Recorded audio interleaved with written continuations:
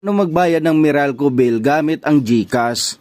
Pagod ka na ba sa mahabang pila at pagbabayad ng iyong electric bill sa Meralco? Sa video na to, ipapakita ko sa inyo kung paano gawing mas madali at mas convenient ang pagbayad ng inyong Meralco bills gamit ang GCash. Makakatipid kayo hindi lang sa oras at effort mga idol, pati na rin ang iyong pamasahe papuntang Meralco branch o office.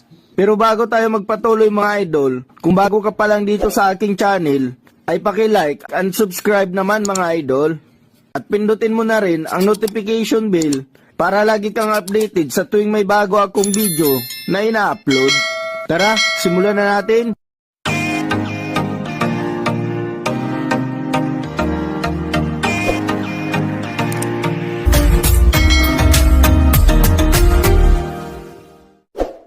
Sa inyong GCash application mga idol, piliin nyo itong bills.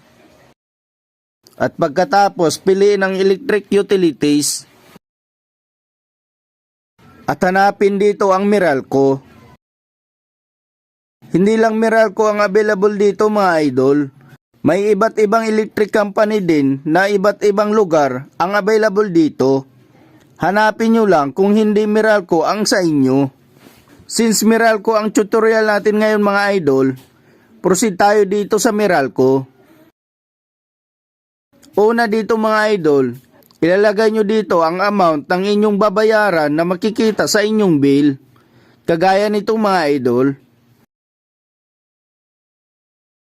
Next is customer account number or CAN. Dito din siya makikita mga idol sa inyong bills. Nasa itaas lang ng inyong bill amount. Then enter email address. Optional lang ito mga idol. Nasa inyo na kung lalagyan nyo o hindi. Huwag nyo na itong i-check mga idol para iwas additional fee sa inyong babayaran. At pagkatapos, i-click itong next. Tap lang ulit itong next dito sa gilid mga idol. Then tapos na mga idol, payment received. Ganito lang po kabilis magbabayad ng iyong Meralco bills using GCash. Take note pala mga idol, walang service fee charge ang GCash sa Meralco bills. Kaya kung anong amount lang ang bill nyo, yun lang ang mababawa sa GCash wallet mo. Kung gusto nyo ng mga tips at updates na gaya nito, subscribe for more. Thank you for watching.